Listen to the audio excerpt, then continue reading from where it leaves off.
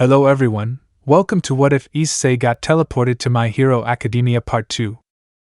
Before we start, please go support IC01 for writing that awesome fanfic. This is the translated version I made. There will be some mistake in character's gender, but of course Issei is a male. Chapter 14. Days later. Muzurifu, night. It was night in the city. At that time the night heroes were prowling to catch the villains who attacked at that time. And of course, tonight was no exception. Boom. A huge explosion in the central area of the city, in a bank. Escaping loaded with many bags of money and valuable jewelry were three men. One was huge, it looked like a bucking behemoth, muscular and with grayish skin, and it had some protuberances on its body. It was the size of a truck and moved like a gorilla, with its arms in front of it while it propelled itself with its feet. There were two more subjects above this one. One had dark blue hair, wearing a gas mask and a black suit. His arms were light blue and expelled cold, with which he created a layer of ice on the road to prevent vehicles from moving. The last one had arms that were too long while holding the bags of money. The police could do little or nothing, as the huge subject hit the cars, destroying them while he drove past several vehicles. At least there were no deaths, only injuries. At that a shadow jumped through the streets at high speed. Stop right there, you idiots! It was Rumi in her role as the heroine Mirko, as she has been extending her working hours late into the night in order to run into the idiot in armor, as she calls the Sekiryuutei. The criminals became upset when they saw the heroine. Shit, the rabbit, said one of the long-armed ones.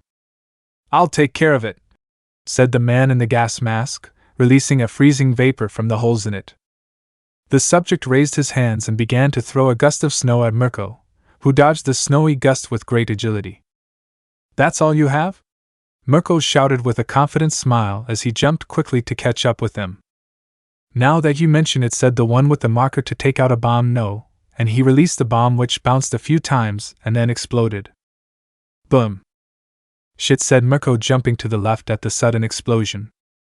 Ha ha ha, there you look, rabbit, shouted the guy with long arms.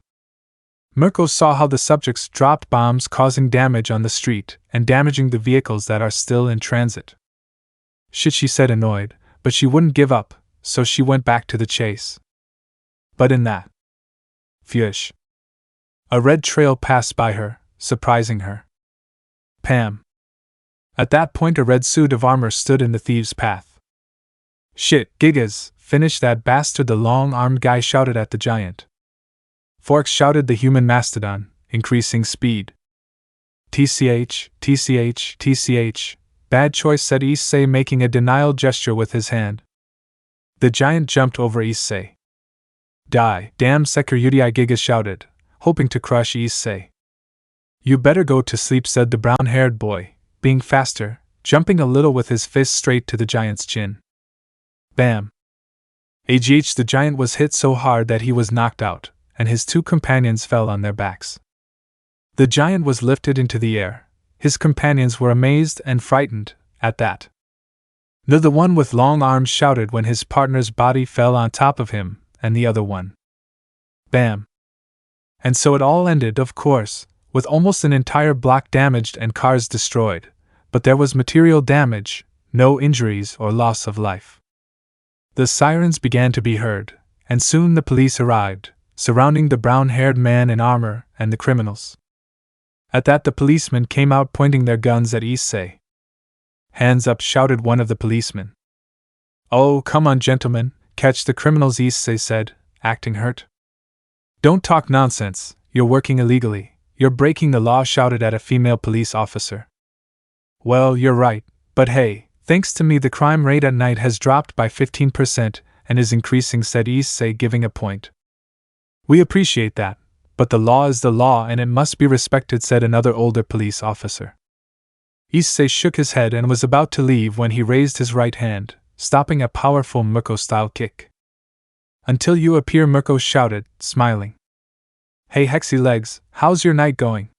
Issei asked, letting go of her just to dodge another kick. Wow, calm down honey, don't go and hurt your feet, he said, just to dodge another round of kicks. Shut up, you damn idiot, now let me catch you so you can pay the penalty for breaking the law, said Mirko, attacking fruitlessly since he didn't give Issei a chance. Let me think about it, no, and he dodged another kick from the rabbit heroine. At that moment, a huge shadow loomed over them, and from above fell a strange being in the shape of a dragon. Stop right there, criminal, it was the dragon heroine Ryukyu. Wow, but it's the dragon lady, how is she? Issei asked with some grace. Ryukyu didn't say anything and launched a powerful punch with his right arm, but Issei stopped it without much trouble. How lucky must I be for two beautiful strong women to pay so much attention to me. I must have been a very good person in my past life, Issei said, amused. Why don't I send you to visit other lives? Asked Mirko, preparing another attack. You should turn yourself in, Ryukyu said, being calmer than his partner. My beautiful ladies, you know I won't do it. Although I'm not a hero in the eyes of the government, I do one's job after all, so don't think I'll leave you alone because two hexy women tell me to do it, said Issei with a hand on his chest and leaning forward a little. Ha, even if you praise us you won't avoid the beating I'll give you, said Mirko, smiling. Ryukyu just shook his head before turning around and whipping his tail. Issei jumped only to block a kick that sent him flying into a building. Ha, you idiot, you got too confident, Mirko shouted, smiling arrogantly. No, with that Issei disappeared in a red blur appearing behind Mirko. You underestimate me because I hold back, and with that he threw a punch in the center of the rabbit's back. Ugh, she spat saliva and asked for air from her lungs. Mirko, Ryukyu said in surprise. Where to so fast? Issei's voice came to her from the left, seeing him floating near her head. I'm not one to hit women who haven't done anything wrong to me, but hey, no hard feelings, he said to throw a punch to the dragon heroine's jaw. Ryukyu was surprised by the power of the blow, but the surprise came too late as he detransformed and lost consciousness. Ryukyu, ugh, damn it, Mirko said, holding his chest and looking angrily at Issei. Forgive me, but you guys won't let me go, so, good night, bunny, see you another night, said Issei before disappearing in a red blur but appearing behind her. By the way, with this suit your butt is highlighted, he said then. PAF. Kia, she received a spanking. Turning around angrily, throwing a kick that didn't hit anything. Damn bucking pervert, the girl shouted furiously. Ha ha ha, see you later, Hexy asked, and with that Issei left there at high speed. Mirko ignored Issei. She was furious, but she was his partner first. That bastard will see when he sees him again, said Mirko furiously. And so the night ended for the rabbit heroine and her companion Ryukyu. The next day. AU. Okay. Everyone please, in order please, there is room for everyone, said Issei, acting as class president. Today they would do rescue training at the USJ, being supervised by 13, so they would take buses to get there given the distance from the rescue facility. In the end they entered one by one, although in the end the buses were different. And I, like an idiot, try my best to do a good job directing them, Issei said depressed. Momo just patted him on the shoulder, as she was closest to him. In the end, the lines were useless, Kyuka commented next to Issei. Tell me something I don't know, Issei said, sighing. And what do you think the place will be like? Asked Ochako next to Momo. Simple, a place that has several risk scenarios where we will train to see in which space we are most suitable, said Issei. Have you been there before? Momo asked. Yes, it was thanks to the director. It's just that I needed a place to train my quirk, and he was kind enough to let me train at the USJ, said Issei, half lying, as he took advantage of the space to practice his dragon powers. Wow, then it must be a huge place, Ochako said. Indeed it is, Issei said. At that they heard screams. It was an upset Katsumi who was being mocked by Denki, while Izuku was struggling to calm his girlfriend. But what a screamer, said Kyuka. I don't know how Deka-kun can stand so much, Ochako said with a drop of sweat. Love makes people endure even hell itself, said Issei, sighing, because something like that happened to him with the girls before formalizing everything. Sometimes it was tiring to deal with Rias and Akino's fights. A while later. Ultimate space for jams or USJ.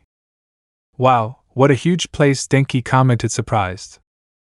Everyone was surprised, everyone except Izuku and Issei, since they had been here for the last few months. Then Ainen 13 appeared, giving a small introduction to the place, since everyone was excited to have a recognized heroine. By the way, what about Tashinori? Aizawa asked 13. From what I was told, he was doing his job as a hero and ran out of time. He must be resting in the nap room, Anan said as Aizawa sighed. That guy is the case, Aizawa said. Anan then began to talk about her quirk Black Hole, which although she uses it for rescue purposes, she knows that it can be used to kill, and she told them that they must remember that their quirks can also be used to harm people. In the end, he thanked them for the time they took to explain his story. Well, first things first, Aizawa would say, since something happened at that point. In the center of the place, near the fountain in the middle of the USJ, a kind of black portal opened. That alarmed the two professional heroes and the students. At that moment, a face with hands emerged from the hole with a group of other bad-looking people. Everyone gather in one place. This is not a test. You are villains, Aizawa shouted, putting on his visors. This amazed and frightened the students. Number 13 in Eraserhead, according to the files on the masters that we collected yesterday, All Might would also be here, said one who looks like a shadow with a human body and wearing a black suit. I knew it. What happened last time yesterday was his doing, Aizawa said, annoyed. Where is he? We went through a lot of trouble and brought several of our people to this place. You can't tell me that the symbol of peace isn't here, said the man with his hands on his face. Issei saw everything seriously, but the one who was most serious was that strange being who had his brain exposed, because he had a muscular body and looked extremely dangerous. At that point the fight broke out, with Aizawa throwing himself into fighting the large number of villains, stopping them all by either deactivating their quirks or hitting them hard where it hurt the most. Everyone was surprised, even Issei, because from what little he knows about Aizawa, he didn't expect that, and it was great to see him kick the ass of all those villains. At that I noticed how the shadow subject disappeared. Huh! I just looked away for a few seconds, Issei said. Greetings, we are from the Villain Alliance. Sorry for the presumption, but we took the liberty of entering the UA, the hero's base, in order to meet with All Might in order to exterminate him, said the shadow guy appearing behind everyone. Everyone was shocked and nervous, but Izuku and Katsumi were quick to attack the guy, but it was of no use as he created darkness that began to spread towards everyone. 13 tried to stop it with his ability, but this darkness covered everyone, swallowing them and throwing them in several different points of the place. Issei saw that surprised, because he was in front when everything happened. The subject looked at Issei and wanted to attack him. Boku, said Issei, lighting himself on fire, throwing a huge amount that made him step back. A very powerful fiery quirk. Interesting, said the subject, analyzing Issei. I'm going to turn you into ashes, said Issei, annoyed with the situation. The shadow subject, seeing that, better disappeared from there since it would be problematic. Shit, Issei said, annoyed. In that I look at each point, seeing his companions scattered in different areas being followed by other villains. He was about to go help them when something caught his attention. The big brain man moved against Aizawa, who was barely able to dodge him. Issei-kun, don't go, said 13, predicting what Issei wanted to do. I'm sorry, sensei, but if I don't help him it could end badly for Aizawa-sensei, said Issei, seriously jumping into the fight. The villains watched as the enormous dark being attacked Aizawa, who could barely dodge his violent attacks. You're good, Eraserhead, but it takes more than that to stop Nomu, said the man with his hands on his face, referring to the dark being. Aizawa clicked his tongue in annoyance. This was bullshit. In that.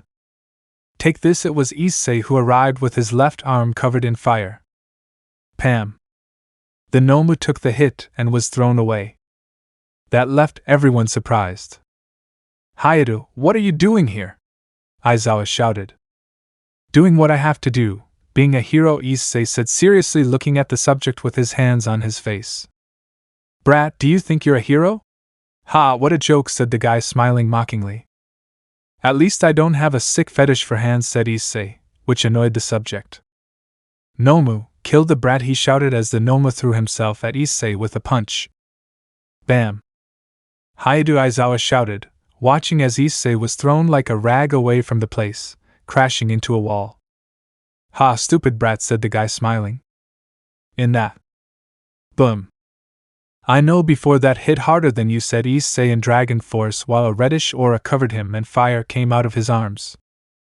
That surprised everyone again. The Nomu didn't wait for anything and threw himself at Issei, thinking about finishing him off. Bam! The blow came, but was stopped by Issei with a single hand. I told you, there are ants that hit harder than you, said Issei to throw a powerful punch in the Nomu's abdomen. The Nomu rose into the air, but Issei appeared in the air launching a hammer blow that buried it into the ground, creating a huge crater. But it didn't stop there. Now, incinerate yourself, said Issei, raising his arms, creating a huge sphere of concentrated fire sun flare, and he let the sphere fall towards where Nomu was. Boom! The explosion was so powerful that it shook the entire place, surprising everyone. Damn it, said the guy with his hands, annoyed. Tamura Shigaraki, things got complicated. We have no information on that student and he turned out to be more dangerous than usual. We have to go, said the shadow man, appearing behind the man now known as Tamura. I'm not leaving until All Might shows up so I can kill him with my own hands, Tamura shouted angrily. The shadow man was not one to listen to retorts, so he used his power on Tamura. No, Kurojiri, leave me, Tamura shouted, shaking, but it was useless, since in the end he was carried by Kurojiri. In the end he looked at Issei with annoyance. It was because of him that he couldn't stay to kill All Might. Issei fell to his feet before the smoking crater. At that Nomu rose, but with half his body burned. You're still alive, you're really tough, Issei said seriously. The Nomu roared and launched itself at Issei, even with one arm missing. The Nomu threw a punch and Issei responded with his own. Bam! The fist collided, causing a shockwave, but Issei was the one who stepped back. He got stronger, shit, said Issei, because this guy became stronger than Serorg without the armor. If he continues like this, he will become so strong that he will have to use Balance Breaker, and he doesn't want that. Well, I didn't want to use it here since it's incomplete, but well, it's a serious moment, said Issei, jumping several meters away from the Nomu, who looked at him and was about to throw himself on him if it wasn't for a fiery projectile that exploded, throwing him far away. Issei sighed and began to release more red energy, causing the ground beneath him to crack and the entire building to shake. Those who saw that were surprised. They didn't expect a child to have so much power, and Aizawa was surprised to see firsthand the power of a dragon. Issei's body was covered in that reddish energy, and little by little it began to change. His arms up to the elbow gained red scales with sharp claws on each finger. A pair of dragon wings came out of his back. From his waist down he changed into a dragon torso with a tail, and his face gained scaly parts with his green eyes with slit pupils being the most striking. Groya and the brown-haired boy let out a roar that paralyzed everyone, and the Nomu, sensing danger, decided to quickly attack the brown-haired boy. Bam! The Nomu threw a punch straight at Issei's face, but was easily stopped by the brunette, who looked at him with a toothy smile. It's your end, Issei said to throw a punch. Bam! Hitting the Nomu in the abdomen, he was thrown several meters away with a large burn mark at the point of the hit. Issei disappeared at a great speed, causing the villains who were still there to be scared. From afar, Issei's companions watched in astonishment. They had defeated the villains who had trapped them, but when they looked where the roar had come from, they were stunned to see how Issei had become a beast. PM. Issei threw punches and punches as he ran around the Nomu, who was covering himself with his arms. The being's muscles began to tremble, as each of Issei's blows was very powerful. Take this, Issei shouted, throwing a punch at the Nomu's abdomen. The Nomu spat blood as he bent forward, and Issei spun around, landing a powerful punch to the Nomu's jaw that sent him several meters into the air. Issei then retracted his right arm back, beginning to condense fire magic into a single point. The Nomu could barely move, his muscles were wasted, and the brown-haired boy threw more powerful blows than he could have taken at the start. Hiya, Issei shouted, launching a powerful attack that transformed into a concentrated flame. The attack lifted the Nomu out of the USJ dome, then continued into the sky, and then... boom! I burst into a powerful ball of fire. No one spoke, everyone looked up, seeing that in the end the Nomu did not fall. Ugh, Issei complained, falling to his knees. His transformation had ended and the fatigue was strong. He used up almost all the magic he could use. Bam! Don't worry because Toshinori arrived in his hero role, but fell silent when he saw everyone looking up at the sky and Issei tired in the middle of the room. Shit, it's All Might! The scream of one of the villains brought everyone out of their stupor. Aizawa gave that villain a blow, knocking him out, and then went to Issei. Hyoudou, are you okay? Aizawa asked, helping Issei to stand up. I'm just tired and hungry, Issei said, breathing heavily. All Might quickly took care of the remaining villains, and the matter of the USJ was resolved. Shortly after, you ain't nursing. Dude, that was great, said Denki, who arrived with Mineta to see Issei. Yeah, you kicked that thing's ass into ashes, said the great-headed dwarf excitedly. You will undoubtedly be a great hero, said Denki, smiling. And we will be friends of that great hero, Mineta said. Issei smiled at that. One good thing was that no one was afraid of him, because he expected everyone to see him as a danger, but they came up to tell him things like he was very strong, and it was surprising. All Might and the rest of the teachers stayed to solve the matter, and the police arrived to take the villains away, and they were returned to UA so they could change and go home. After a while, Mineta and Denki left, and that was the moment when Niza entered accompanied by Aizawa. How do you feel, young Issei? Niza asked, standing on a bench near the stretcher where Issei is. Still tired. I used a lot of magic to achieve that, said Issei, but I will recover, he said, smiling. That's good, but next time refrain from doing things like that. That attack revealed a group of villains who want to create chaos in society, and now they will target you, Aizawa said seriously. That's why it's better to avoid doing that. They won't notice anything about your power since the leader of the attack left early. But we can't be so sure, said Niza. Why do you say that? Issei asked. We think there's a traitor in the UA, said Aizawa, leaving Issei surprised. A traitor? How did they come to that conclusion? Issei asked. Taking them to the USJ was something that only the teachers and the principal knew. No one else apart from us had that information, Niza said with a touch of seriousness. Damn, then they might know what I can do, Issei said. Yes, I'm afraid that group of villains will know about your abilities, and even if they confuse it with a mutated quirk similar to that of the heroine Ryukyu, it will still be information that they will have to look for some weakness towards you, Niza said. Unless you have Dragon Slayer weapons or Samu's blood, there is nothing that can easily kill me in this world, said Issei frankly, because if the situation warrants it, he will reveal his identity as Sekiryuutei, and then no one could stop him, not even All Might using his all. We understand that, but they are villains. They will look for a way to hurt you, either directly or someone close to you, Aizawa said seriously. I know, I've already experienced that kind of situation before when my parents were kidnapped, Issei said, somewhat annoyed by that memory, but don't worry. If those guys attack again, I'll hit you so hard you'll wish you were dead, he said seriously. By the way, have you encountered any dangerous villains on your nights out? Niza asked. No, all small-time criminals, murderers and rapists, no subjects with powers that could destroy half the city and so on, said Issei, as he has had to stop all kinds of undesirable subjects, but nothing that is extremely dangerous. Well, that would be all. We will keep you informed if we find the traitor. But for now, take care of your companions. We would not forgive ourselves if something happens to them, Niza said, and Issei nodded. Don't doubt that directly. I won't let anything happen to the future heroes of this nation, said Issei, because he wouldn't let kids younger than him be affected much by those villains who are after All Might. After that he went home, thinking about what to buy for dinner.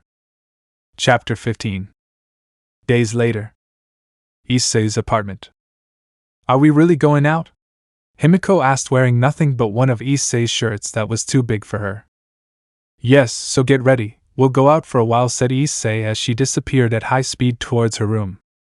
Several days have passed since the incident, although the media had to come out to ask what happened and how the Academy would take responsibility for the villain's attack on the new entrants. Of course, nobody knew that was going to happen, not even the Academy. So it was taken as an unfortunate event, and the director along with Aizawa promised that the first-year students would be taken care of and that a situation like this would never be seen again. Now it was Saturday and Issei decided to go out with Himiko for a while, because although the girl doesn't complain about not going out after having been roaming the streets for a year and a half, It's not good for her to spend her time locked up in the apartment either, although it's not that she doesn't do anything since she's in charge of cleaning the apartment and washing clothes. We have to buy you clothes, said Issei, seeing that she is dressed as he found her, in that schoolgirl outfit from the previous school she attended until something happened that she told him, and that is related to her quirk. Will you buy me new clothes? Great, thanks, Issei. I love you, said Himiko, jumping on Issei and hugging him by the neck. Hee. I love you too, Issei said, caressing her head, making her smile. They eventually walked out, with Himiko holding on to Issei's hand and a huge smile on her face. The two left the apartment complex and headed to the nearest bus station.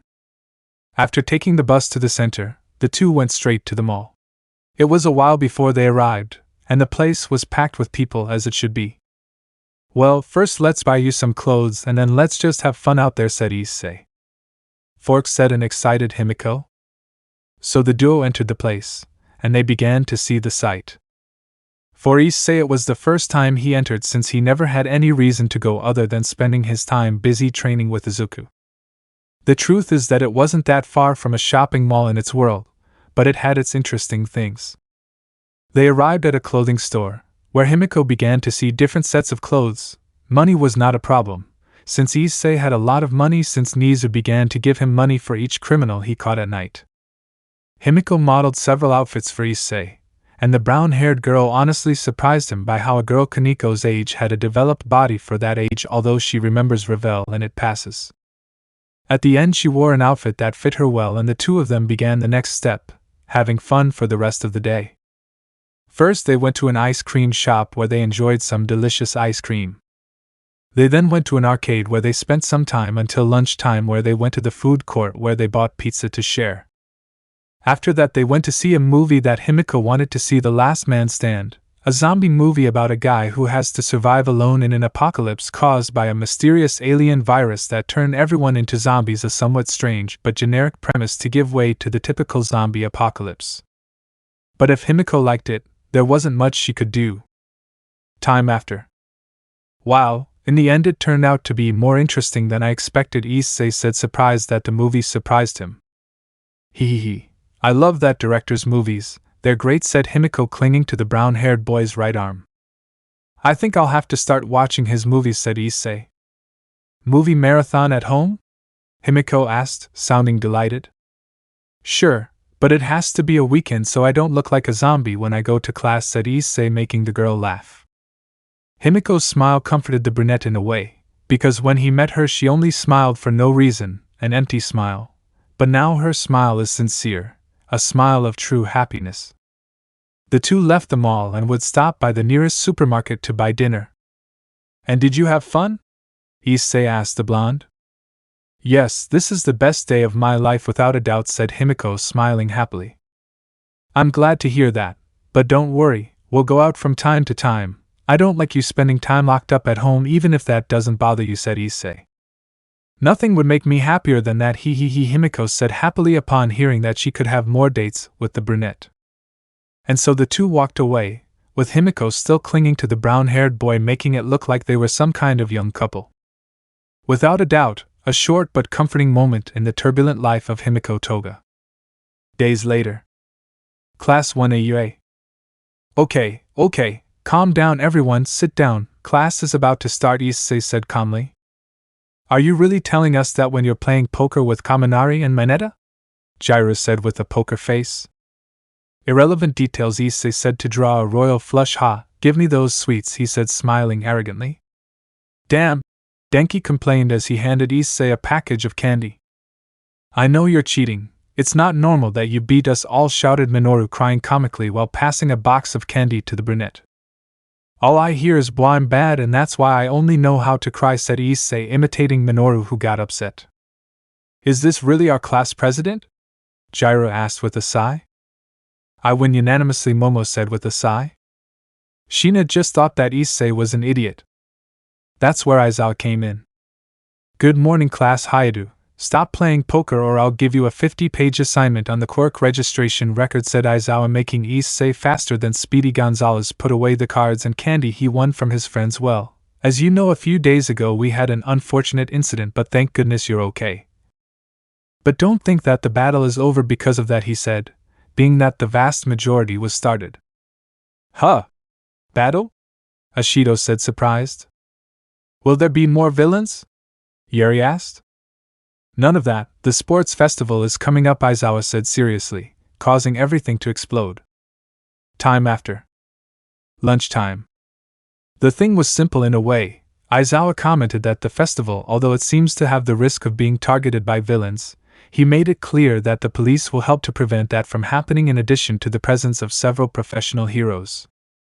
The latter went hand in hand with the objective of the festival, since the presence of these heroes left opportunities for the students to be recruited in the internships that would be available, since depending on the performance of the students in the festival they had more opportunities to be recruited by top heroes. Well, with this they could have a secure future if the hero who recruits them sees potential in them.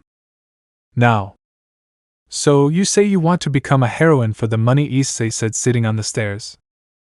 There were him, Izuku and Ida, since Katsumi left with Yeri over there.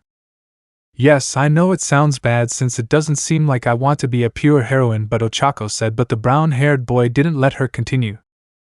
And what's so bad? After all, isn't being a hero a profession? Said the brown-haired boy as if what Ochako said was stupid. Huh? That surprised her. Well, Issei is right, you don't have to feel ashamed, Izuku said calmly. True, it's not bad to long for a life of comfort, Tenya said with his typical attitude. There must be a reason why you want to do that, right? Issei asked. Yes, it's just that, well, my family runs a construction company but we haven't done well. We're basically broke, and although I know I shouldn't tell anyone this, I just want to earn money so I can give my parents the life they deserve, said Ochako, feeling a little embarrassed.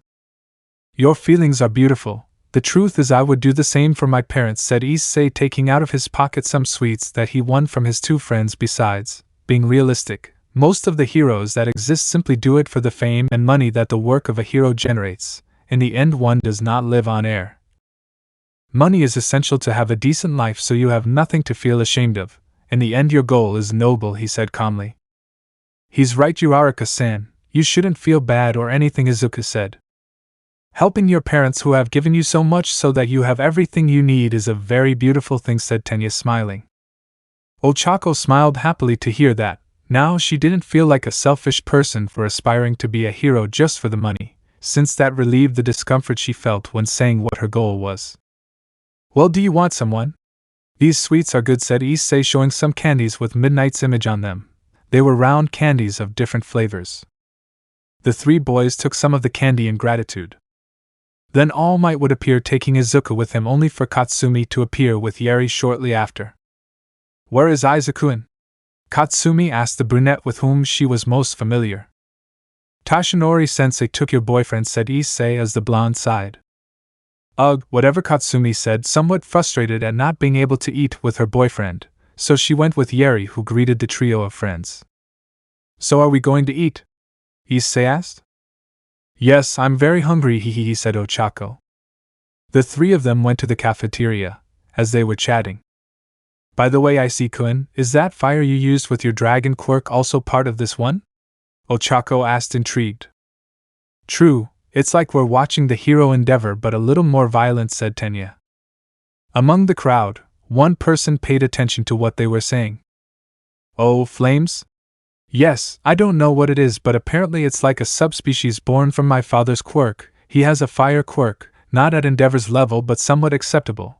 But apparently my quirk increased the effectiveness of fire to a very strong point, said Issei, although he tried not to bite his tongue for being a liar. Wow, it's weird to see that kind of anomalies. It's like you have two quirks instead of one, Ochako commented. You are lucky, very few people in the world are born with qualities of that kind, said Tenya. Issei could only laugh nervously. By the way, why do you think All Might Sensei took Deku-kun with him? Uraraka asked. It probably has to do with classes, Issei said. Isn't it because the two of them seem to share a similar quirk? Ochako asked. True, as I saw, Midoriya has a quirk similar to All Might's. Possibly that must have caught his attention, said Tenya. If only they knew it was more complex than that, thought Issei, although eating a hair to be able to inherit a quirk was not something that could be called complex. Anyway, he put that aside and they went to eat. Evening. Another day, another coin, as the heroine Mirko was patrolling the streets again, or else, jumping from building to building to have a better view to see where her target will appear again. He only came across common crimes, which he quickly dealt with, but nothing of the individual he was looking for. TCH, this idiot didn't show up today, Rumi complained about a building in the city center. And who are we looking for? A male voice asked behind her. To some idiot in red armor who is doing security work, she replied, standing still and throwing a powerful kick that was stopped. Good night, Hexy Legs, how are you?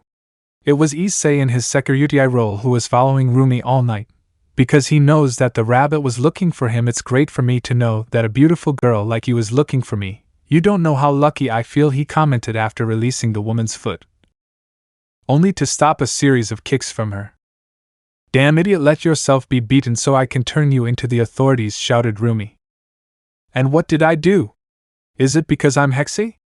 It's not my fault that I'm Hexy, it just comes out, said Issei with clear mockery. But of course, she didn't like it. You should smile more. I think a smile would suit you better, she said. Grr, you're so annoying, Rumi shouted, frustrated as she saw that her powerful kicks were doing nothing against Issei. Thanks, I try hard in my role, Issei said, leaning down only to receive a kick to the head but nothing. Rumi kept going and going, and in the end she got tired, seeing the red-armored guy annoyed. Have you calmed down yet? Issei asked, standing in the same spot, as cool as lettuce. Boku, said Rumi, annoyed and tired. I love you too, but whatever, I'm leaving. The night is young and criminals are not caught alone. You should rest because spending all the nights looking for me will not bring you anything good, said Issei calmly and somewhat worried, since Rumi usually stays up until dawn in order to look for him, and then gets up early to go train with him. Not until I catch you, Rumi said. You are a foolish woman, I know you like me, but you should worry about your health first. You are a good heroine, and you need to stay healthy to save the day, said Issei, somewhat annoyed. She just frowned. Anyway, see you another time, and remember, sleep well and eat your 3 meals. So goodbye, and with that he flew away at great speed that was lost in a barely perceptible red flash. Rumi was left alone, upset and tired on that building, watching where Issei went.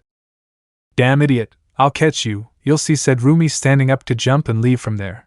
Because in the end the guy was right, she had to take care of herself. I'll have to tell Issei that I won't be attending our morning training, she said, sighing. Because she would need to make up for the nights of sleep she lost by trying to catch the guy in red armor.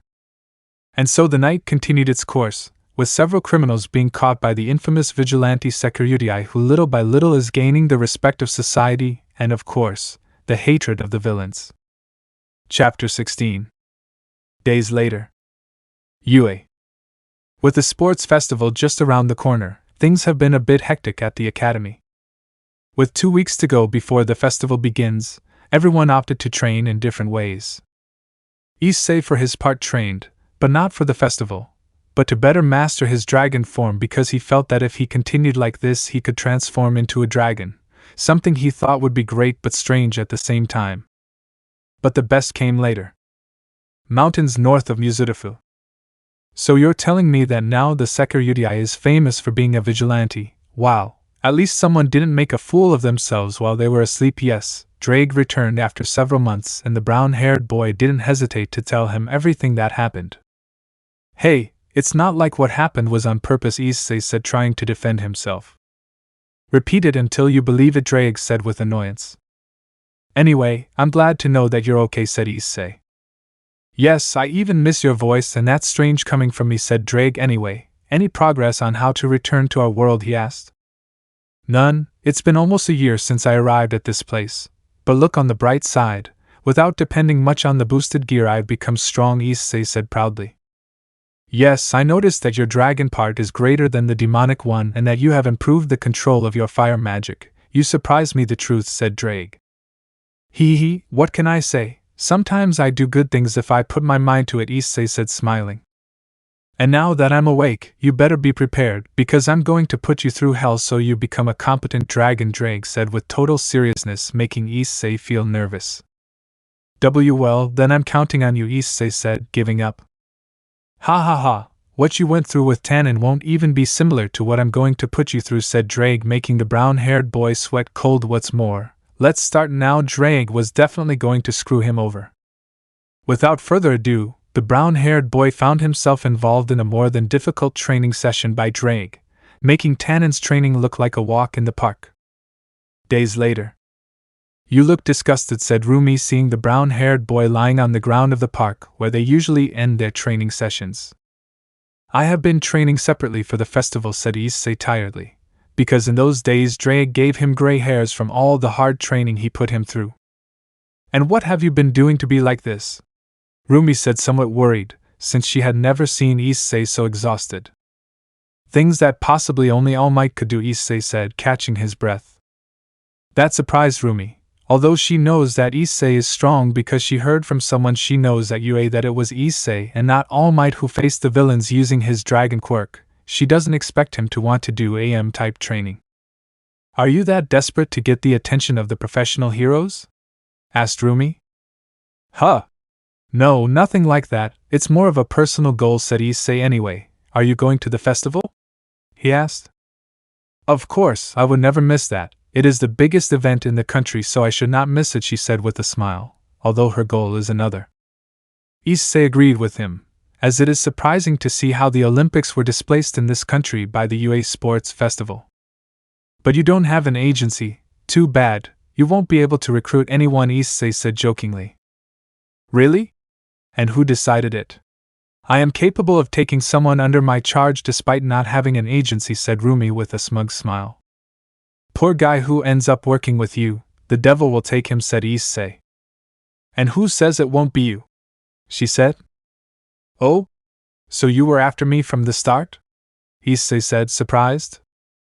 Well, you're the only UA student I hang out with, plus there's that thing you did during the USJ attack. I don't think there's anyone else capable of being my partner, Rumi said, smiling. Well, we don't know. There might be more than one that surprises you there, Issei said with a small smile.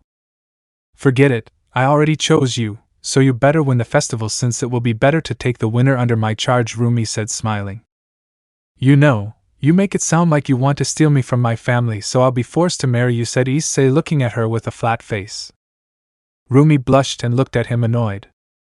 You wish you were with me, said Rumi. Yes, look at you, you are beautiful and I like your personality, said Issei, throwing his sincerity to the now blushing white-haired girl.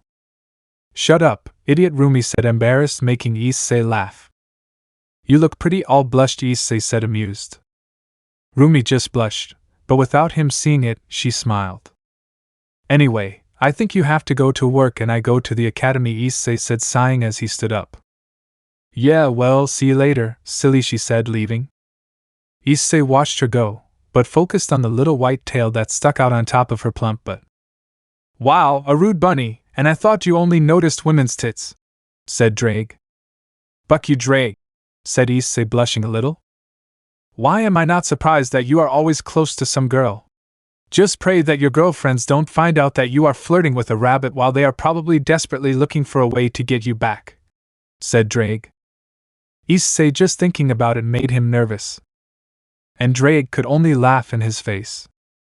Anyway, I'd better get ready for class or Aizawa-sensei will get angry if I'm late again, Issei said, starting to jog towards his apartment.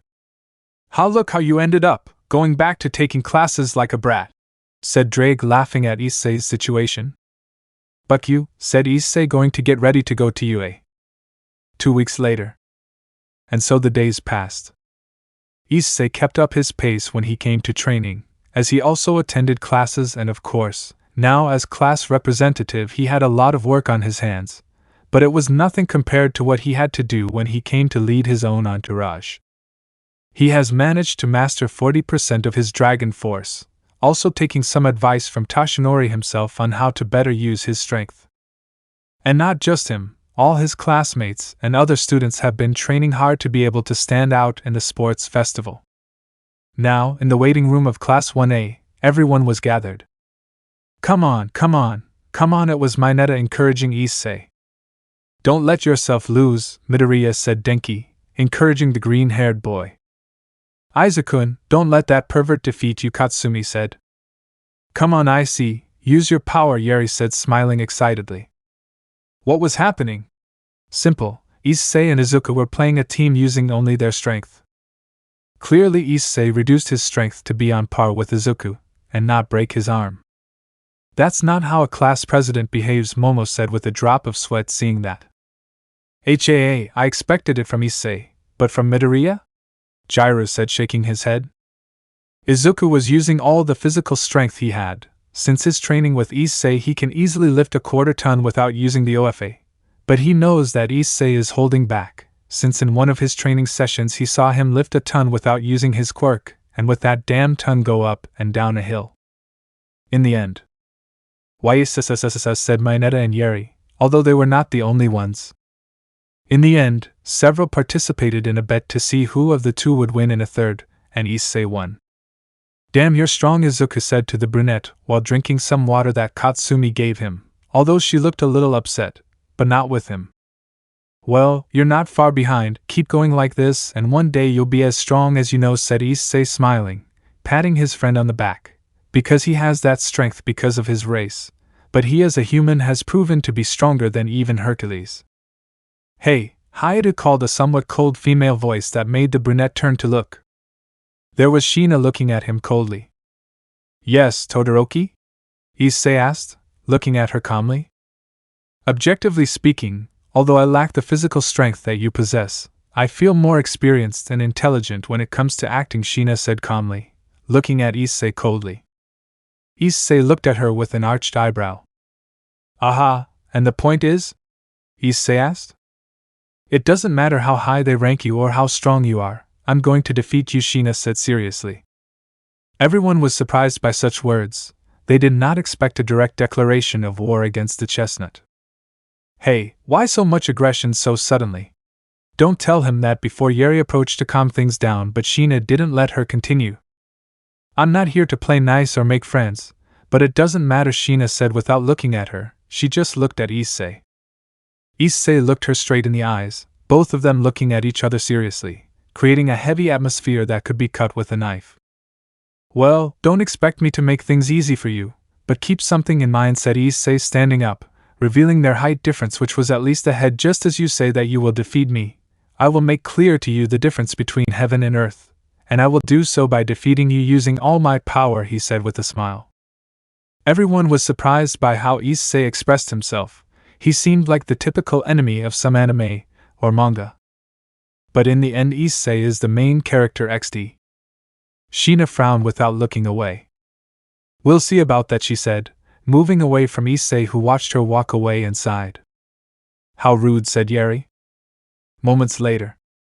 And here we are, the UA Sports Festival, where the apprentices of the hero world aim for each other's throats, and also for the top. That was present Mike, who was the commentator. And Aizawa is next to him, but he seemed to be asleep sitting up. All classes were gathered in the center of the stadium in front of a platform where the final fights would take place. And who will present the events?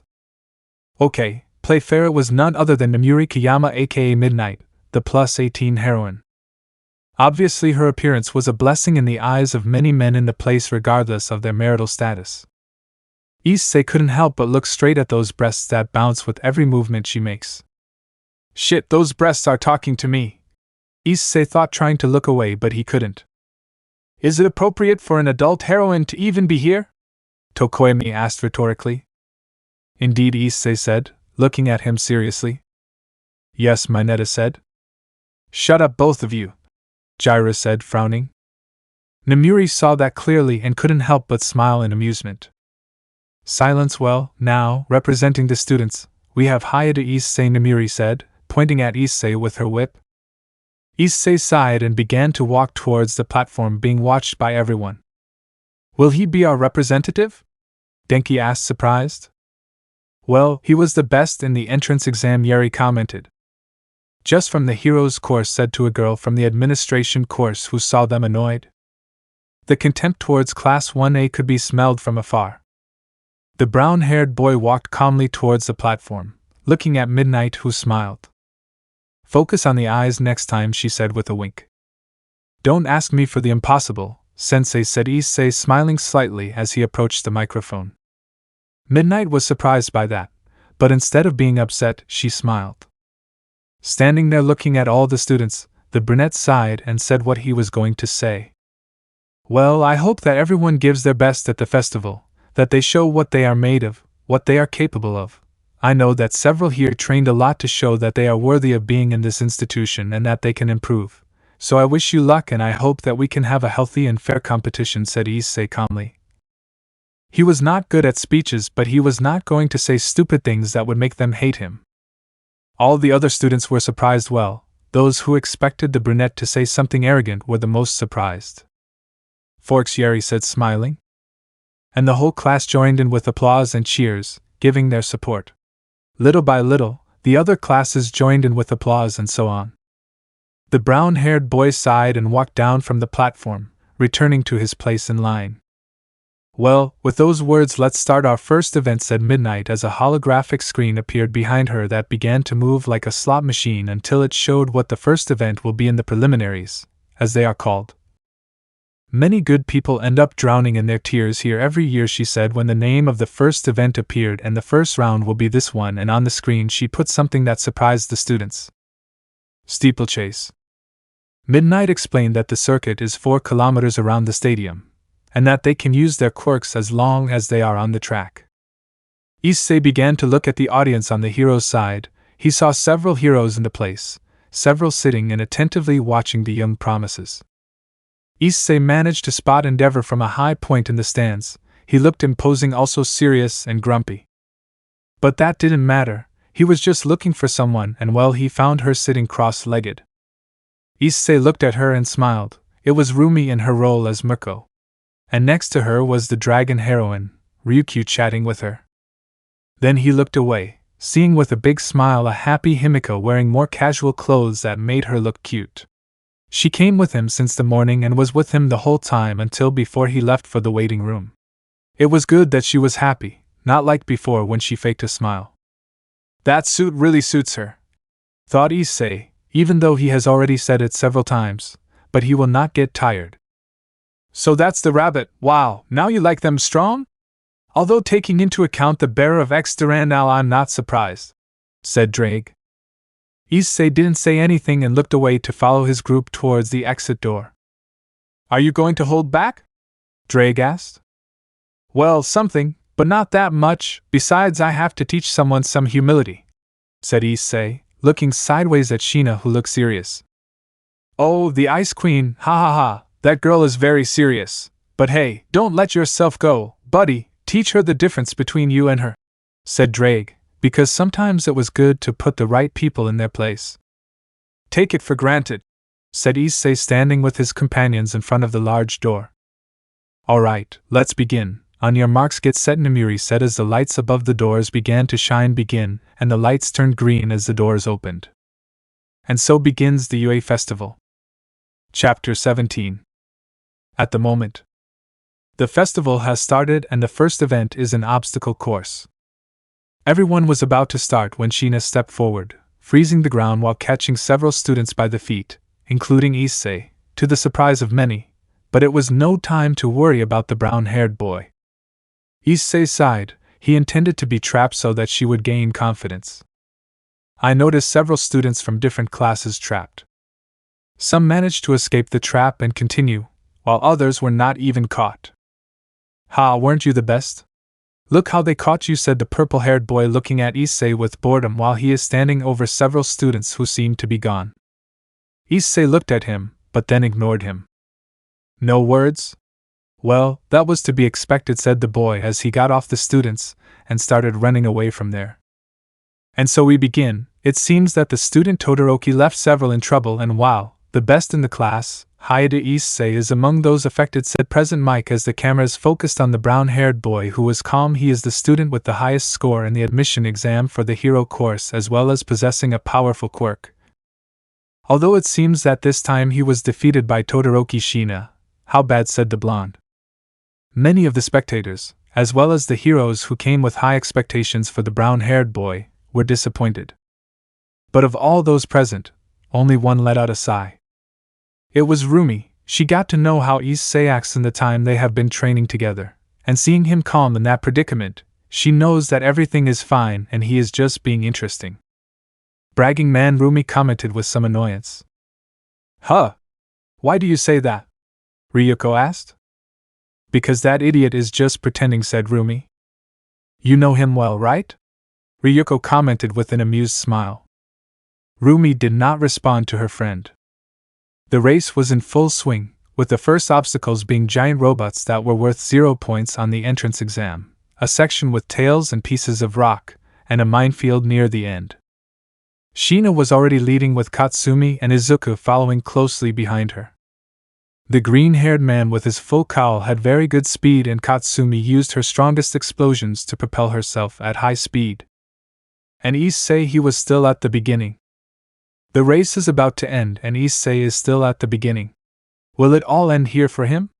Said Present Mike with a dramatic tone. Now the expectations on Issei were on the floor. Himiko was desperate. She knows that Issei is stupid, but not that much. Come on Issei, get moving already, Himiko shouted with all her might, because she wants him to win. Issei looked up. Of course he heard Himiko. His enhanced senses helped him pick up the scream. I looked in the girl's direction and smiled at her while giving her a thumbs up. This puzzled several people who were still watching the screen pointing to the entrance. Himiko smiled with a blush. She knows I hear her. Fine, whatever the princess asks, said Issei, taking a running stance while his hands began to emanate an orange aura. Oh? Is Issei thinking about running at this point? Was the blonde's question. I think he's finally taking it seriously, Aizawa said, for the first time since he was forced to be there with his blonde friend. For you to speak, that means something big is coming, said Present Mike. Issei took a running stance and lit his hands on fire, melting the ice in a 10-meter area quickly. His face, arms, and legs took on reptilian features. This was seen by everyone. Even Ryuko was surprised to see a boy with a quirk similar to hers. Until he decided to move his ass, said Rumi with a smile. Issei looked ahead and... Bam! In an explosion that left a crater in the ground, he began to run quickly. When people saw this, they let out a cry of surprise. Issei moved fast, very fast, so much so that you could barely see a blur crossing the track. A group of huge robots stood in Issei's way. But the chestnut tree caught fire and pierced them. Boom! A huge explosion and several robots were destroyed at once. What are my eyes seeing? Issei just destroyed 5 inferno robots, Present Mike shouted, standing up from his seat. And not only was he surprised, the spectators were as well. The heroes immediately discarded their disappointment towards Issei and turned it into interest, since someone like Issei could be a good choice to choose. But among all the heroes, one was not happy. He was serious, looking at the brown-haired boy. It was Endeavor, because seeing someone catch fire was rare, because even though the possibility of similar quirks existing is high, not at Issei's level, since only a quirk like his would be capable of that at the brown-haired boy's age. Issei moved like lightning, seeing everything slowly around him. It was the effect of moving so fast, and he was not the only one who suffered. Kiba tells him that when he moves at high speed he can see everything moving slowly, the same as Vala and others who reach high speeds. In fact, he has already reached light speeds in combat, so this is not unusual. Without stopping he continued running, leaving a trail of fire as if he were the bucking Ghost Rider. The other students who were still in the race decided to move away from the brown-haired boy even though he easily dodged them. But how fast, said Mineta, who was just reaching the tightrope part. But how cool, Yeri shouted with a big smile upon seeing that. Next to her is a girl with gray hair and thick blonde eyebrows, fair skin and an athletic build like Yeri. She is Tetsumi Tetsu, from Class 1B of the Hero Department, and has a quirk similar to Yeri, only her turns her into metal. Issei reached the edge of the improvised abyss. He made a strong jump that threw himself over the edge. The brown-haired boy, thanks to the speed he had and the strong momentum he had, jumped over that entire obstacle in one go. Awesome! Issei just literally jumped over the second hurdle. Is there anything this kid doesn't do right? Present Mike shouted in surprise. He's bad at physics and math, Aizawa commented. But don't burn it, said the blonde. People couldn't help but laugh at that, but they were surprised. Issei landed, leaving another crater, but he didn't stop. The flames disappeared, leaving only the chestnut tree running normally. Ida, who was already close to the last obstacle, simply felt something pass by him, making him stop dead in his tracks. "What the hell?" Ida said, surprised. Several students were thinking about how to proceed when crossing the minefield, while others were already passing through it. Since the trio in front was already halfway there, Izuku used a piece of metal plate that he removed from one of the robots so he could use it as a support and jump over the mines. While Katsumi was flying with her explosions, and Shina was running quickly using her quirk to slide. But Fuayush. Boom boom boom boom boom. A volley of explosions was heard behind them. And Issei in kamikaze mode catches up with the first three present, Mike shouted. That surprised the three of them, as they could barely see how several explosions were heard behind them. "Shit," Katsumi said. "He's crazy," Izuku said. Shina's pupils narrowed, she didn't expect this. "Be careful, I'm passing," Issei shouted at a relatively moderate speed, passing between the three. Hyoudou Katsumi shouted angrily. This was going to be her moment, but it was ruined. Issei looked at Shina as she passed by. He simply won at her while smiling in amusement, and amazing, the one who everyone thought wouldn't make it past the first round managed to come back in an epic way. He broke several world records in a single race. Hyoudou Issei is his name, so remember it, said the blonde with excitement. And the chestnut skidded several meters until it stopped. And the stadium erupted in cheers. Issei smiled. It felt good to win a competition like that, although the truth is he feels a little bad taking advantage of the fact that he has a superior physiology to all the boys here. "I didn't think he was that fast," Izuku commented, approaching the brunette. "It's not like I've shown it before either," Issei said calmly. "By the way, calm your girlfriend down. It seems she wants to kill me," he said, looking at Katsumi, who was looking at him angrily. He, just ignore her, she'll get over it," said Izuku. "I pity you.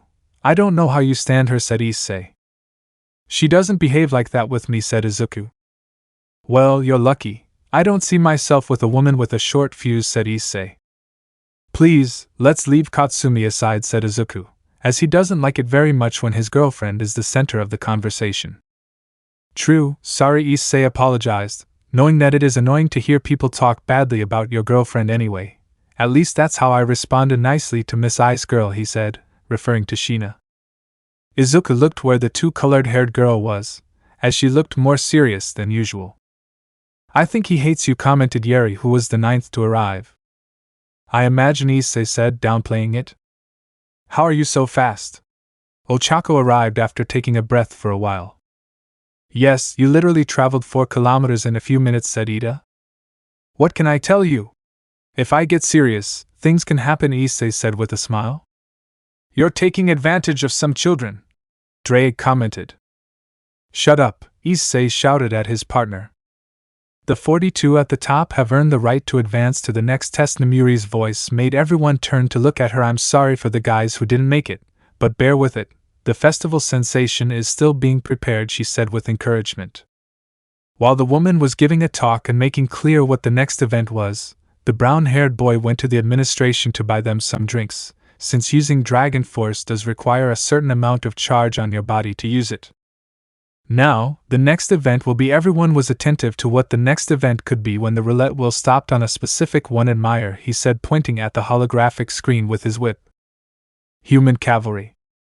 Everyone was confused, even Issei, who was very calm drinking some soft drinks that he shared with his friends, although Ochako and Momo were the ones who drank the soft drinks embarrassingly since they are not usually invited that way. Nomuri explained how the event would work, being just like a normal cavalry battle where one is the rider and those below are the horse. Groups of 3 to 4 students can be formed, and they will get points based on the position they were placed in. But when he said the points, the one who remains in first place has 10 million points. Nomuri, after saying that, caused a great commotion among the 41 participants. "Nani?" Issei shouted in surprise at the brutality of the points he was given. He looked around at this. Literally everyone was looking at him. Some seriously and others anxiously. "If I were you, I would aim for Issei, who was the one who came in first, so those who came in low could have the chance to come out on top, said Nomuri, adding fuel to the fire. I love her too, sensei. Thanks, Issei shouted with great sarcasm while giving him 2 thumbs up. How nice, thanks Issei, and she just made fun of him. Damn, I see, they painted a target on your back, said Yeri. You look like a piece of meat being stared at by piranhas, Karotsuyu said. How do you feel about all this, Issei? Ida asked. Issei crossed his arms and sighed before smiling in a somewhat disturbing way. This is great, all of you against just me. Ha ha ha, Issei said that, surprising his friends. I think a screw came loose, said Jiru. I honestly wouldn't be surprised if he wins unscathed, Denki commented. I want to be on your team, Mineta cried, knowing that Issei is the best option to be there. Hey shorty, don't get too smart, Denki shouted, seeing that Mineta had gotten ahead of him. No, I want to be on your team, Yeri shouted. Issei didn't expect that. He simply hoped that they would move away from him to target him. Issei began to think about his options. The team requires 2 to 4 members, one of those being the rider and the rest being the horse. Therefore he must think of some good options to stabilize himself, because he wants to be the rider, being the center of all things right now. The explanations of the event were given. The time limit is 15 minutes, the points are marked on the bands, and the total points of the members are added to form the total value of these. And the rider is the one who carries the band with all the points, and while they are within the estimated time, everyone can steal bands to win or recover points in case of losing them. Well, with this we are doing well, said Issei, looking at who will be his team. I hope we can do something good with this, Yeri said, smiling. Ha ha, with this I can show my babies to everyone, said to a pink-haired girl with goggles with a cross on them. She is Hatsum Mei from the support department. Seriously, there will only be 3 of us? Yeri asked, seeing that most groups had 4 members. Don't worry, you 2 are more than enough, Issei said calmly. 10 minutes have passed. We will start shortly, Nomuri warned as the groups prepared. Well, that's our warning, Issei said, taking the band that a staff member gave him, which shows the total points. Yeri Kirishima 170 points. Mei Hatsum 10 points. Issei Hyoudou 10 M points. Total 10,190 points. Issei climbed onto Yeri's shoulders as she took his legs while Mei held his buttocks. Alright, have you formed your small groups yet? I hope so, let's do it, let's count down to the start of this event, said Nomuri with great enthusiasm. 3, 2, 1. 0. Start, the woman shouted when everything started. The second event started and Issei was excited about it. Chapter 18. Shortly after, Team HKH Hyoudou, Kirishima, Hatsum quickly advanced through the groups. Issei without much effort dodged several who wanted to remove the blindfold, but he did not take anything from them since he has enough points to go around snatching more unnecessarily. Bakugo at 8 o'clock, said Yeri, pointing at Katsumi, who is holding on tightly to Izuku, who was her mount along with Ochako and Mina. Hyoudou, Katsumi shouted, heading straight for the brown-haired boy. Hold on, Izuku said as his body was covered in emerald rays. The girls did as they were told and the green-haired boy moved quickly against the brown-haired boy. Damn, said Yeri, watching in surprise as they moved quickly towards them from about 10 meters away. Hey, Issei shouted, masterfully dodging Katsumi's attempt to record his band. Shit, the blonde complained. Better luck next time, Issei said, walking away from that group. Izuku-kun, let's go against that idiot, Katsumi said. Izuku sighed. When his girlfriend decides to do something, nothing gets her out of it. He was about to leave when a group belonging to 1B stood in his way. Ha, we're so fast, said the boy who acts as a rider, being the boy from the last time I talked about them, Minomanito, a loose-mouthed boy but a good person with his friends possibly. Get out of the way, idiot, Katsumi shouted angrily, but the boy just smiled mockingly, driving her crazy. Team HKH continued to dodge attacks until a wall of ice blocked them. At that point a team stood before the trio. Now it's time to take those points, said a very serious Shina with her riders, Denki, Momo and Ida. But just look, it's Elsa, said Issei, looking at her with a mocking smile. There are 6 minutes left on the clock, Hazashi Yamada announced with a sleepy Aizawa at his side. Look at us here, at the end of the game, Issei said to the 2 colored-haired girl. I'll make you fall here, said Shina Ida. Move forward, Yaoyorozu, prepare our protection Kaminari, now, she said. Forks, the three of them said, preparing themselves. Momo created a tarp, while Ida prepared to advance and Denki began to release sparks from his body. Brace for impact, Issei said. The two girls agreed, although they were not sure. Other groups flanked them, but as they approached, Denki acted.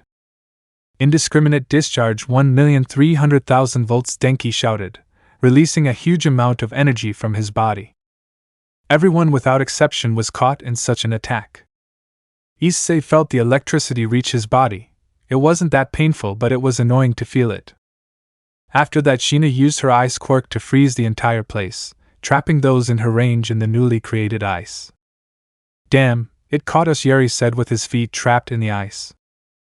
Don't worry, Issei without further ado created a fireball that he quickly threw to the ground, causing a huge cloud of steam. Now he shouted for the girls to start running while he shot fireballs at the ice, suddenly evaporating the water and causing large curtains of steam. No way, we lost sight of him, Denki complained. To be able to create steam when hitting the ice, it must have enormous heat, said Ida, knowing that Issei possessed a power that was too dangerous. TCH, Shina clicked her tongue in annoyance, since Issei got out of hand. The HKH team distanced themselves from everyone, as they looked at the bigger picture. What a tactic Issei's team has, not letting them touch them and keeping their points. It wasn't what I expected, but I'm satisfied, Yamada commented. I think he doesn't care about points since he has so many, Aizawa said in a bored way.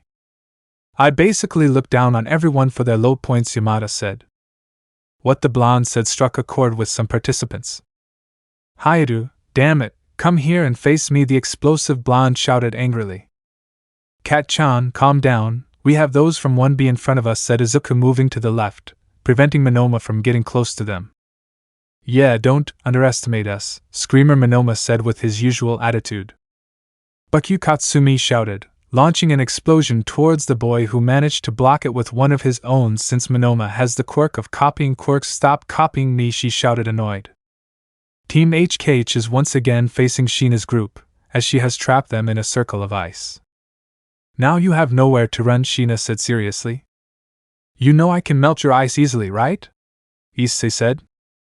Not if we avoid it, Shina said. Ida prepared himself, as he prepared his gears. Hold on tight, Ida warned as his team held on to the boy with glasses. The exhaust pipes on his legs began to catch fire. Torque over, said Ida, looking straight at Issei to move against the brown-haired boy. Recipro burst, he shouted his movement. The movement was too fast for everyone, with barely a blur visible. But Issei simply crouched down as Shina's hand passed over his head. A fast movement, but it wasn't enough for Issei, who easily dodged it, said a very surprised Yamada. Issei has shown to have a reaction speed superior to all those I have seen. It is normal that he managed to dodge Ida's movement even though it was very fast, said Aizawa. But how fast? Ryuko commented. I'm surprised you can react that fast, Rumi said, genuinely surprised. You sure know a really interesting boy, Ryuko said, because everything she's seen of Issei so far surprises her. Believe me, even I am surprised at what he can actually do, said Rumi. Damn, even using my secret weapon we couldn't reach him, said Ida. Don't feel bad, you're fast, but believe me when I tell you that not even a burst of bullets at point-blank range could reach me, Issei said calmly without belittling his friend. Can you continue? Shina asked Ida. Yes, but don't count on my engines, said Ida, feeling some pain in his legs. Come on, come at me, ha ha ha ha, Issei shouted. At that, another team jumped the huge ice ring where Issei and Shina were trapped. Hyoudou, damn, half it was Katsumi and her team who were clinging to Izuku. Wow, 2 groups against the most wanted, but we're almost done. The countdown begins, Yamada announced as the last 10 seconds were now approaching. 10. Katsumi's group touched the ground. 9. Team Shina went straight for Issei as the girl began to raise a wave of ice. 8. Issei began to light his arms on fire. 7. Katsumi did something crazy by jumping at Issei. 6. I'm going to get that first place, the blonde shouted, creating explosions to propel herself faster. 5. Issei smiled, amused at that. He actually finds it amusing to see them struggle. 4. Shina's team was getting closer and closer. 3. The wave of ice interrupted the blonde's path. 2.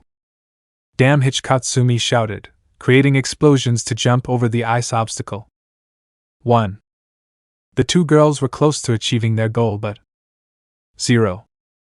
And it's over, was Yamada's announcement. Katsumi fell face first to the ground. Kat-chan, said Izuku, going to his girlfriend. Damn, she complained in annoyance as she punched the ground. YSSSSSS, Yeri shouted when he saw that they had won. With this I'm sure they'll pay attention to me and my baby, said Mei, excited to win. Well, we won, Issei said calmly to see Shina, who looked frustrated.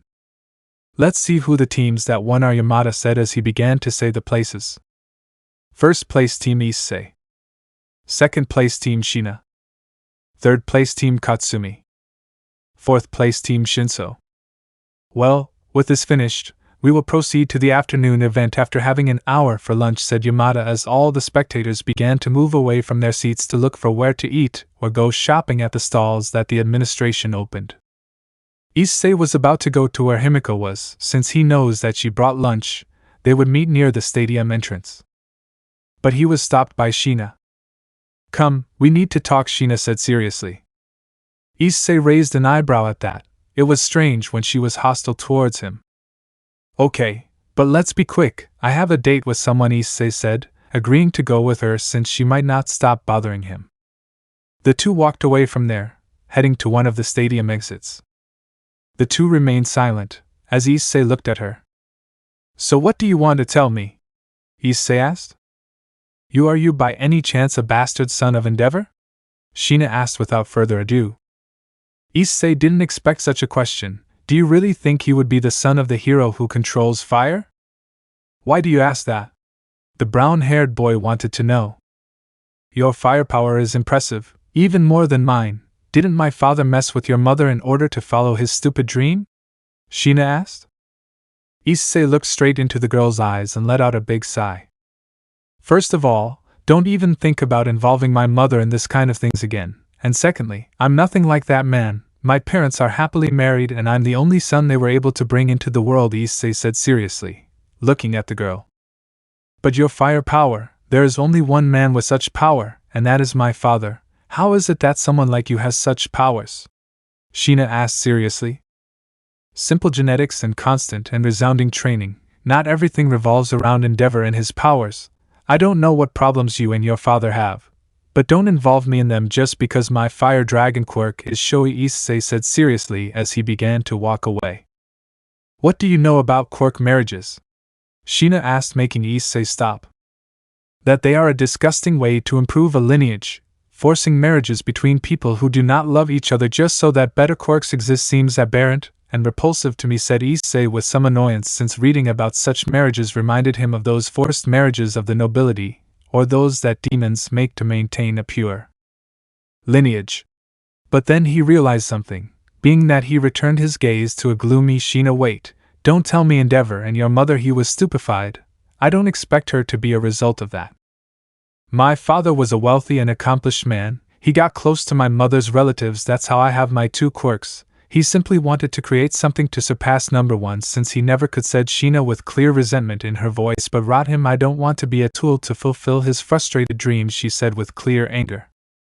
And you shouldn't, you should follow the path you want, do what you want, be the heroine you want to be, said Issei, making her look at him. You don't have to follow what someone else wants, you have to follow what your heart dictates. What does it matter what your father wants? He couldn't surpass All Might and focused his frustrations on his daughter? Ha, what a bad joke, he said, spitting that out with displeasure. I don't know what you lived through, what you suffered knowing that you were only conceived for that, but if you want change then act differently. Make him know that you are not a puppet that he can force to get something that he could never get. You are Shina Todoroki, a girl who proves to be strong even without using the quirk inherited from her father, and that if she follows her own path, she will become a heroine that everyone can admire, she said with a small smile as she walked away. And well, do your best in the next event, show what you are capable of and prove that you can be strong even without using that power that has brought so much upset to your life, she said, walking away. Sheena was surprised by his words. She didn't expect him to say something like that. I will face you, Sheena spoke with determination and seriousness. I will face you and defeat you without using my idiot father's quirk to show him that without that quirk I can become number one, she said out loud. So be it then, said Issei, smiling. At least she is not a bitter girl for no reason, but because the life she had shaped her that way. Sheena watched the brunette walk away. Now she knows she has to give her all to beat him. Shortly after. This is awkward, said Issei, who was being hugged possessively by Himiko, who was looking very seriously at Rumi in her role as Mirko. And what's wrong with her? Rumi asked angrily.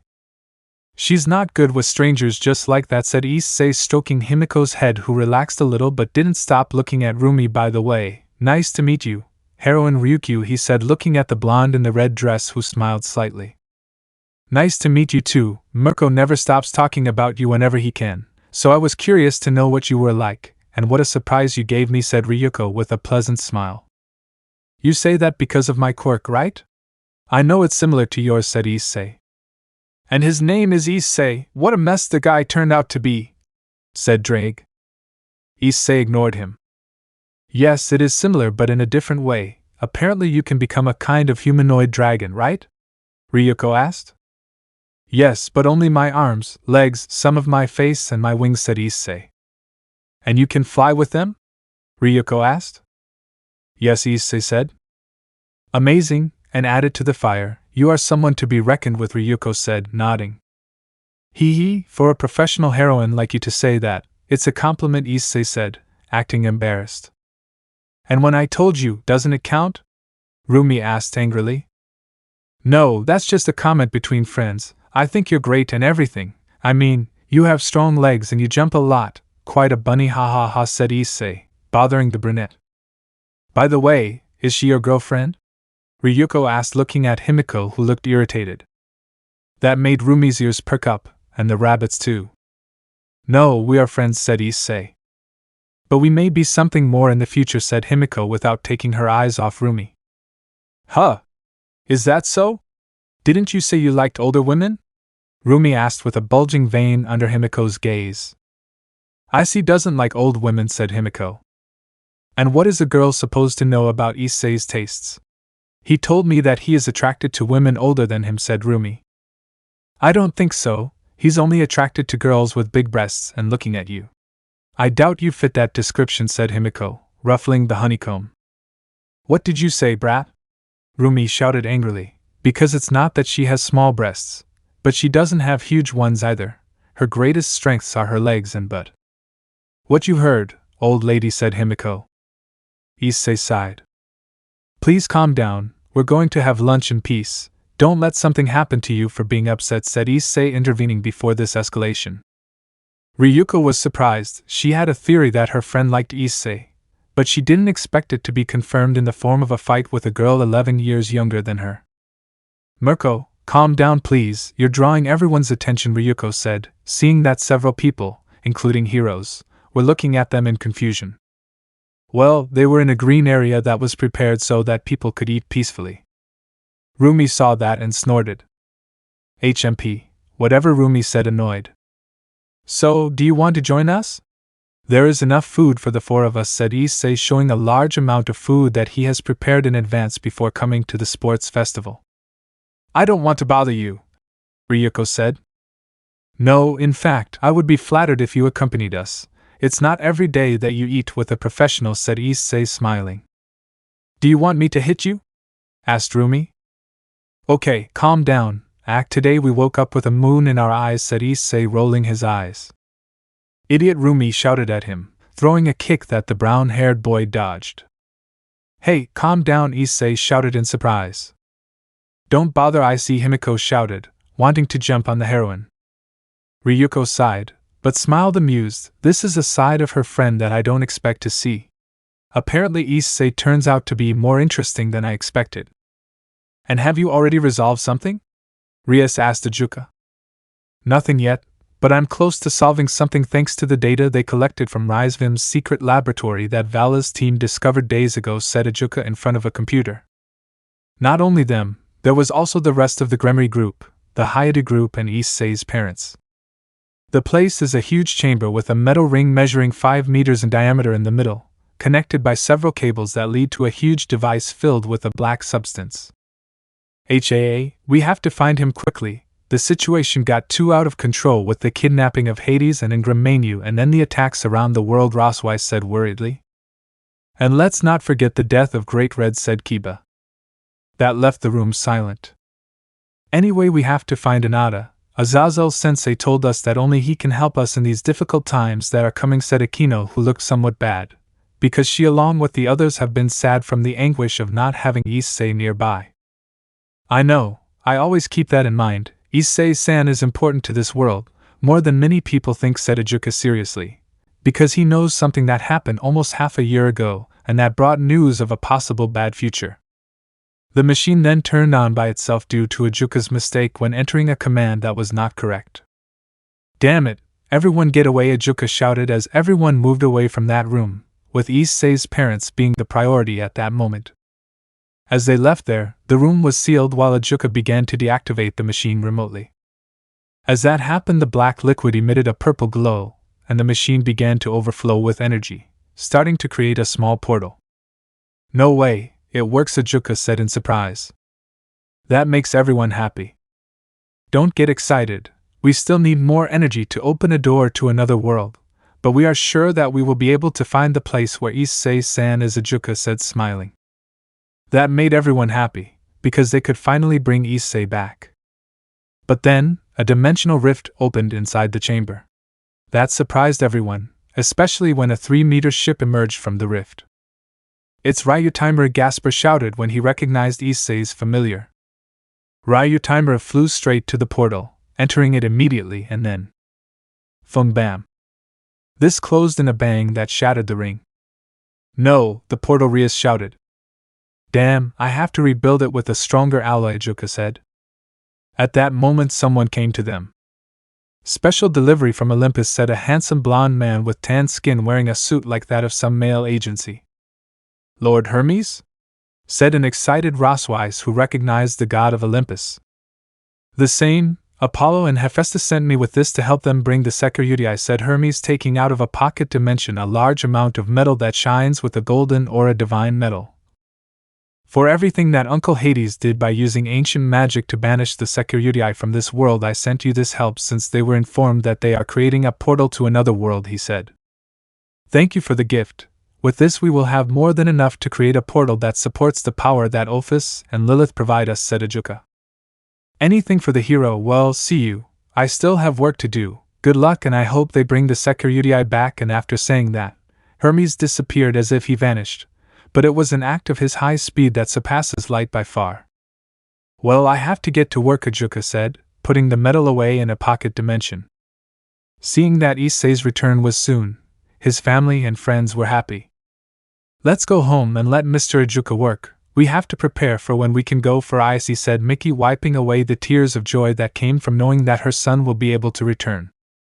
Yes, Okasama is right. Icy can't see us like this. We have to welcome him with the best smile, Rias said smiling. I have to cook the best cheesecake ever, said Kiba. I'll help you with that, Kiba-san, Ravel said, more animated than ever. Good, they will bring Niken back, said Balbrith, feeling happy. Varian smiled happily knowing that her idol was returning after being away for several weeks. And with that everyone left, leaving Ajuka alone. Chapter 19. Moments later. After a while after lunch and calming the situation between Rumi and Himiko, the brown-haired boy was at the stadium again as they were about to see the next event. When he arrived he was greeted by a more than pleasant sight. Wow, Issei said, seeing his classmates wearing a cheerleader outfit like those cheerleaders from the United States. Why are they dressed like that? He asked, approaching them. Those idiots Mineta and Kaminari tricked us. That's what happened, Gyro exclaimed angrily. Issei looked at the culprits who were enjoying the view. They are geniuses, he said out loud. What did you say? And Gyro looked at him annoyed. I mean, they look good in those cheerleading outfits. Yeah, That's it, said the nervous brown-haired boy smilingly. That doesn't help at all, said Jax's black-haired girl angrily in her ears. Come on, don't be like that. Besides, it's not that big of a deal. If you want, you can take off those suits. You weren't threatened after all, Issei said calmly. Grr, I don't even know why I'm arguing with you, pervert Jiraiya said, embarrassed. Well, Issei-kun is right. We do have time before the next event, so let's cheer, said Toru, waving the pom-poms. Issei looked at the invisible girl. The truth is that she has good curves, and that is noticeable by the top of the uniform. And what do you see? Go away, said Jiraiya. Okay, don't be angry, you look prettier when you're calm, Issei said, walking away. Jiraiya blushed. She is not used to praising and being insecure about her figure. Issei approached his two friends who were smiling foolishly. Great, huh? I didn't expect them to fall, but look at them, Minoru said, looking at the girls. They had a good idea. It's refreshing to see them like that. But anyway, they'd better be careful when they're near Jiraiya. She's going to kick their asses, said Issei. But it will be worth it, Denki said, smiling. Issei shook his head at that. These guys are funny. Okay, it's time to start the main event, Yamada announced with encouragement. The 4 times that will pass for the next phase, a total of 16 participants. Among them we will choose the winner of the tournament, he said. Now that everyone was attentive, they will be one-on-one battles, and the people shouted excitedly. All participants were looking forward to such an event. Fights, huh? I thought it was like that last year, Issei commented, as I prepared for what would happen at the festival and looked for videos related to last year's event where the winner was a blonde-haired boy with a smiling face. I'm finally going to have the chance to appear on the stage I see on TV every year, said an excited Yeri. Nemuri stood on the platform holding a box with a hole in it. Now we will hold a draw to determine the pairings. Once confirmed, we can move on to the recreational events. The 16 participants of the tournament can choose to participate or not in these activities. There is no problem if they want to rest to save their energy, said Nemuri, explaining things. They were going to start with Issei's team since they won, but someone raised their hand. I plan to retire, said Ojiro, lowering his gaze slightly. This surprised everyone, as they thought he would want to continue participating in the event. But not only he left, a boy from Class 1B also withdrew, as the two did not feel fit to participate after being controlled by Shinso. With these absences, 2 other students from the other teams were given the opportunity to participate. First, they thought of the Itsuka Kendo team from Class 1B, but Itsuka herself gave up her place to Tetsumi's team, and the gray-haired girl and Ibra Shiozaki were chosen to be part of the tournament. And with that ready, they moved on to the pairings. After everyone took their papers with numbers, the pairings were shown on the holographic screen and the stadium screens. And everyone was surprised by the first confrontation. Hyoudou Issei vs Izuku Midoriya. Issei looked at the green-haired boy and he looked at him somewhat nervously. Confrontation between the 2 strongest in the room. Damn it, Denki said, surprised. This is going to get ugly, Minoru said. Let's do our best, Izuku Issei said, looking at his friend. Yes, said Izuku. Although the truth is that he is nervous, he knows the truth about Issei and how strong he is. He doesn't feel sure of winning, but let's give it our all. Determination invaded him. He may not win, but he won't make things easy either. Well, now let's leave the tournament aside and first look at the recreational events.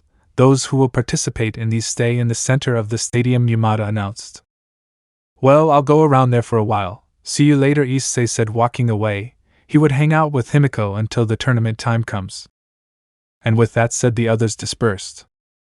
Shortly after, give me 2 servings of takoyaki, please, said Issei to the one who runs a takoyaki stand, who agreed to start serving it. Is that boy the one you used to train with? Himiko asked while clinging to Issei's left arm. Yes, he is strong, although I think you already knew that from the first event, said Issei. But I think you're going to beat him, Himiko said with a smile. Don't underestimate him, even if it doesn't seem like it. He's smart and can create problems, said Issei, knowing Izuku's strengths. Even so, you are stronger and faster, said Himiko, sure of what she said. Issei didn't say anything else. He knows he's not going to get Himiko out of there, so he lets her be. Here you go. It's 1,000 yen, said the seller. Here you go. Thanks, said Issei, taking the 2 boxes with takoyaki, passing one to Himiko. Come on, the event starts at 2, so we have almost an hour to wander around, he said. He, a date, Himiko said, smiling. Issei smiled, seeing her happy. Compared to before, she looked genuinely happy. As if it were a fair, there were many stalls, too many, of all kinds. From people outside the academy to the academy's own students. The two went through various stalls, from target shooting with plastic guns to food stalls. Issei had a lot of money, from what Nizi gives him to live on and what he earns by catching criminals, what Nizi himself pays, so he has a good source of income. Now, hit the target with a ball and get the prize, said a third-year business student who was standing in a rather large place where he had his stand. Look, I see, what a beautiful stuffed animal, said Himiko, seeing that the prize was a huge blue penguin stuffed animal. Let's go, Issei said, knowing that Himiko wanted the plushie. Obviously, there were already several people trying to hit the target, but due to the distance and the fact that it was moving from one side to the other rather quickly, it was difficult to hit it. The price was cheap, 150 yen for 3 shots, and since it is almost impossible to hit it on the first try, they only managed to hit it on the 3rd try, or they didn't hit it at all. It can't be. I failed again, complained a girl with light blue hair, periwinkle according to the wiki, royal blue iris eyes, fair skin and a curvy figure.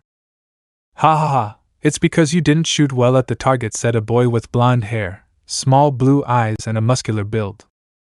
Near them is a silent boy with black hair and light skin, almost emo looking.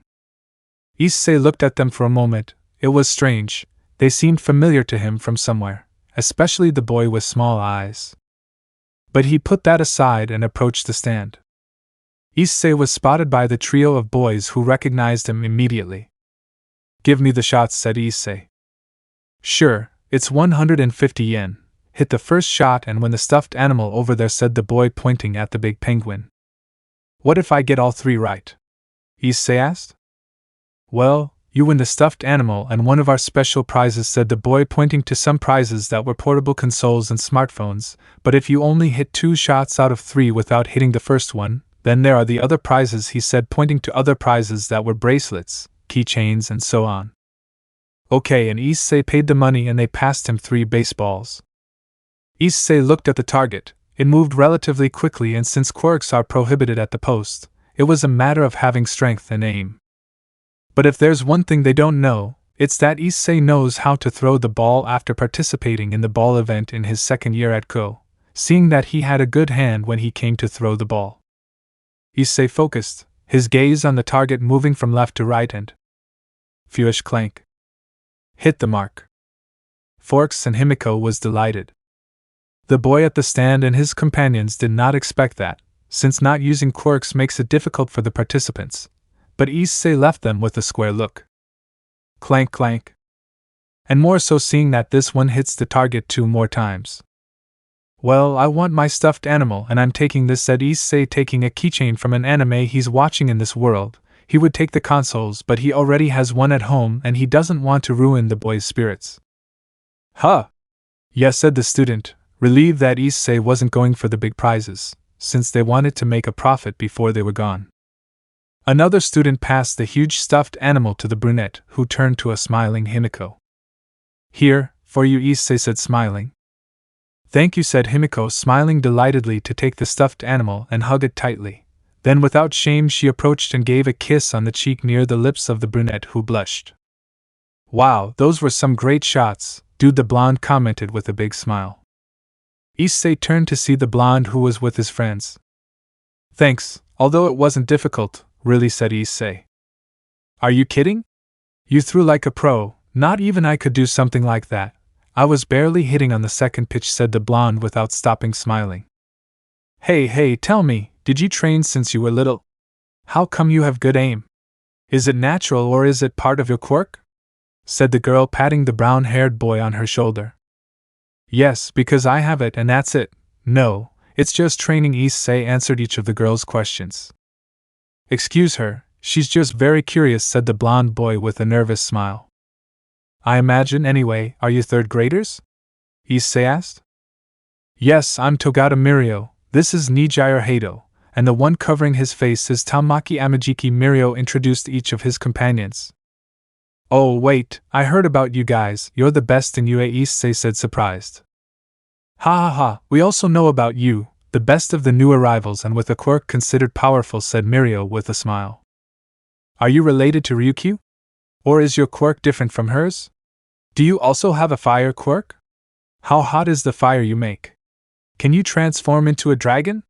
Nijire asked with obvious curiosity. No, yes, a lot, not completely, but maybe yes, said Issei, answering again to each question being brief and fast. Wow, you're the first one who can keep up with him, Mirio said. Himiko was silent watching the four of them chat. She felt uncomfortable in that situation.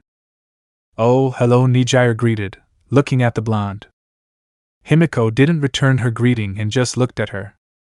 She's not good with strangers, said Issei, knowing how unsociable Himiko is with people other than him. It was a miracle that she started fighting with Rumi. Like Tamaki, Mirio said, smiling.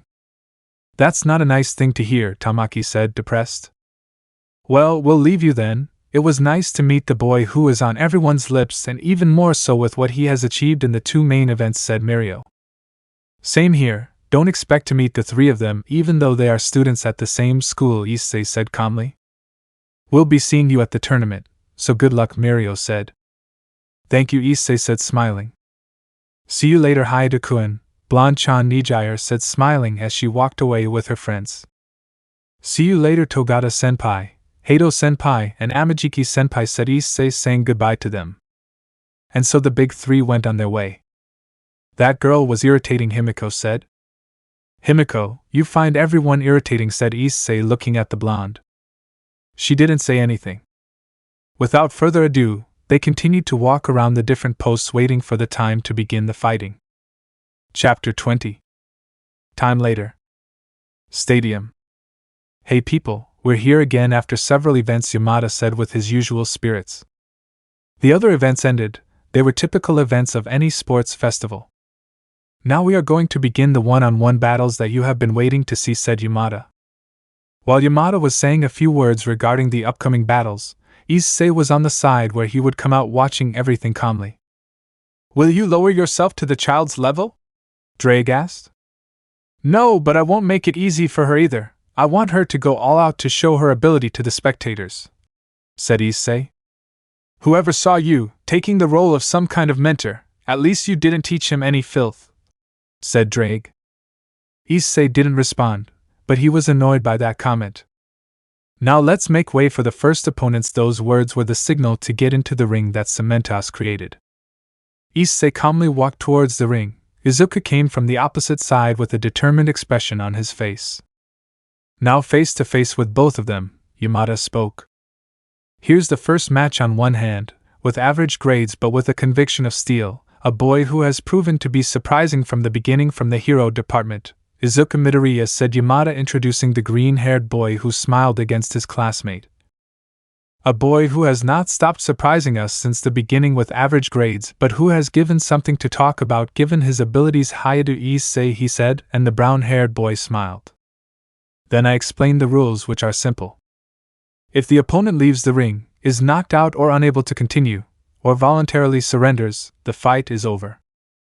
They can go all out as long as their opponent's life is in danger, because if not, Cementos and Midnight will stop the fight by disqualifying anyone who tries to kill their opponent. I recommend you go all out and a little more, because I won't hold back, said Issei as he suddenly turned into his reptilian features. You don't have to worry, I wasn't planning on doing it, said Izuku as he was covered in green rays while bright red marks appeared covering his body. It's obvious that things are on fire. Let's get this started, and with that announcement the fight began. Phuish.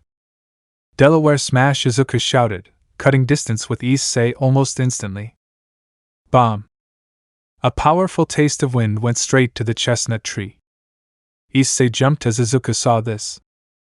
Oklahoma smash, he shouted, throwing two punches that created gusts of compressed wind that were thrown out at high speed. But Issei set his feet on fire and propelled himself further into the sky.